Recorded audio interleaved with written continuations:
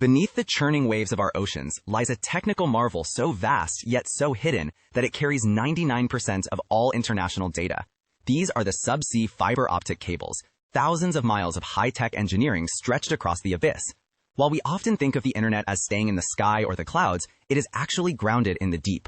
To understand the scale, imagine a single strand of glass, no thicker than a human hair, carrying terabits of data per second while enduring pressures equivalent to an elephant standing on your thumb. Building these cables isn't just a manufacturing feat. It's a battle against physics and the harshest environment on Earth.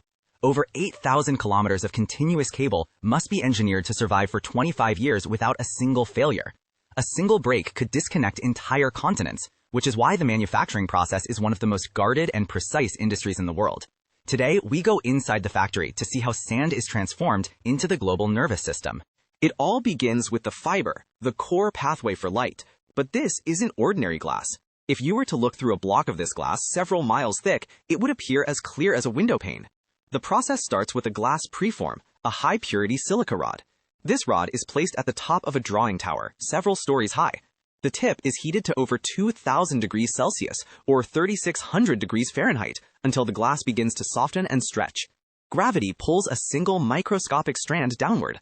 As it falls, sensors measure its diameter with laser precision, down to the micron. It must be perfectly uniform to prevent signal loss. This fiber is so thin, it's invisible to the naked eye against the factory floor, yet it is stronger than steel of the same diameter. Once drawn, it is immediately coated in a protective UV-curable resin, a skin that prevents microcracks from forming when the fiber is eventually bent or coiled. Without this absolute purity, the light pulses, carrying your emails, videos, and banking data, would fade into darkness within just a few kilometers.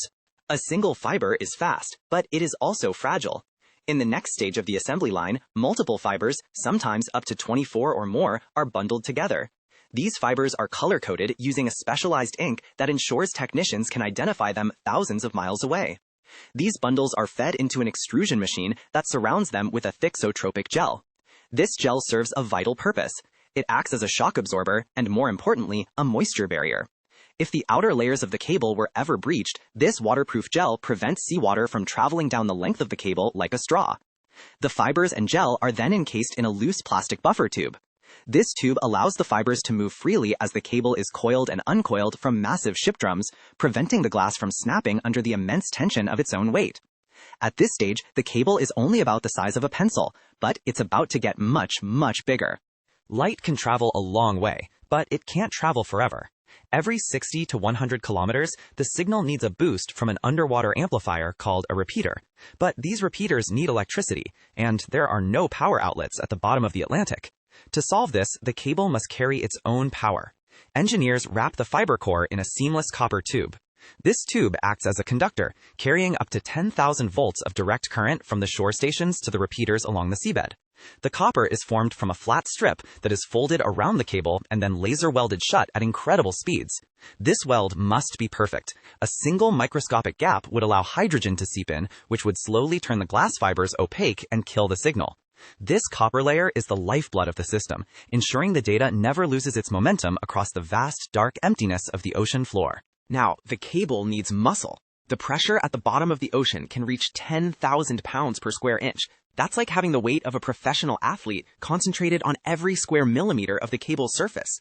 To resist this crushing force and to provide the strength needed to pull the cable up from depths of 8,000 meters, multiple layers of high tensile steel wires are spiraled around the copper core. This is done using a planetary strander, a massive, rotating machine that weaves the steel into a protective vault. This steel cage provides the longitudinal strength necessary to support the cable's own weight as it is lowered from the deck of a cable-laying ship. In the deepest parts of the ocean, the weight of the cable hanging from the ship can exceed 100 tons. Without this steel exoskeleton, the cable would simply snap under its own mass long before it ever touched the seafloor. It is now a composite of glass, copper, and steel, a masterpiece of material science.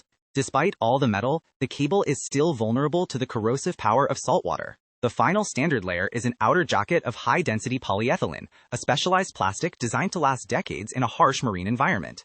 The armored cable passes through a massive extruder, where molten plastic is forced around the steel at high pressure. This creates a smooth, watertight seal that insulates the high-voltage copper core from the surrounding ocean. After emerging from the extruder, the steaming cable is immediately run through a series of long water troughs, hundreds of feet long, to cool the plastic slowly.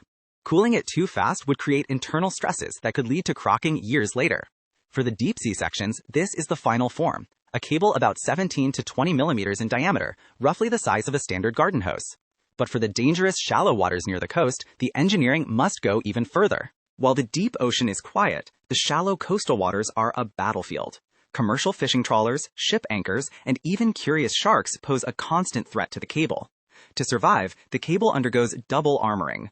In the factory, additional layers of heavy, galvanized steel wires, each nearly half an inch thick, are wrapped around the polyethylene jacket. This increases the cable's diameter to that of a soda can and its weight to over 5 kilograms per meter.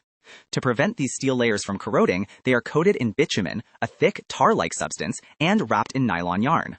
This rock armor is designed to withstand a direct hit from a multi-ton anchor being dragged across the seafloor. It is cumbersome, heavy, and extremely difficult to manufacture, but it is the only thing standing between a peaceful internet connection and a catastrophic outage caused by a single fishing boat. As the cable is manufactured, it must periodically be interrupted to install the repeaters. These are the unsung heroes of the depths. A repeater is a torpedo-shaped, pressure-resistant vessel made of beryllium copper. Inside, it contains complex optical amplifiers that take a fading light signal and boost it back to full strength using erbium-doped fiber lasers. These devices are built in clean rooms, more sterile than a hospital operating theater. They must be able to function without maintenance at the bottom of the ocean for 25 years. The connection between the cable and the repeater is the most critical point of the entire system. Engineers use a process called molding to chemically bond the cable's plastic jacket to the repeater's housing, creating a seal that is literally impossible to leak. If a single drop of water gets inside a repeater, the entire 8,000-kilometer system could go dark. This is the ultimate test of precision engineering, where electronics and heavy industry meet. Before a single kilometer of cable leaves the factory, it must survive a gauntlet of tests. Every joint, every weld, and every meter of fiber is scrutinized. The cable is subjected to high-voltage spark tests to ensure the insulation is flawless. It is placed in specialized pressure tanks that simulate the crushing depths of the Mariana Trench. Perhaps most importantly, the cable undergoes tensile testing, where massive hydraulic rams pull on the cable with tens of thousands of pounds of force. Engineers monitor the light signal passing through the fibers during these tests. If the signal flickers or the light levels drop by even a fraction of a decibel, the section is rejected. There are no second chances under 5 miles of water. Repair missions cost millions of dollars and can take weeks. Only after passing these torture tests is the cable deemed worthy of the abyss, ready to join the network that unites the world. The final stage of manufacturing is the transition to the sea. The cable isn't wound onto spools, it is panned into massive circular tanks inside the cable-laying ship. This process can take weeks, as the cable is carefully coiled by hand to ensure there are no kinks or twists. A single ship can carry over 8,000 kilometers of cable, enough to span the Atlantic, and then some, weighing thousands of tons. As the vessel departs for the open ocean, it carries the culmination of years of mining, chemical engineering, and precision manufacturing. This cable will be laid across underwater mountains, through thermal vents, and over silent abyssal plains. For the next quarter century, it will hum with the digital heartbeat of humanity, invisible, silent, and incredibly strong. It is the ultimate testament to what we can build when we decide to bridge the gap between worlds. The 8,000-kilometer cable is more than just wire. It is the architecture of our modern age. I hope this deep dive gave you a new perspective on the strategies and the relentless mindset behind these global icons. If you enjoy deconstructing business empires and tech legends in this Tech Archive style, make sure to hit that subscribe button and turn on all notifications. That way, you will never miss a new blueprint of history. For those of you ready to explore more boardroom coups and technological breakthroughs, I have handpicked 2 videos for you right here on the screen. Click one to keep watching. I will see you in the next one. Thanks for watching.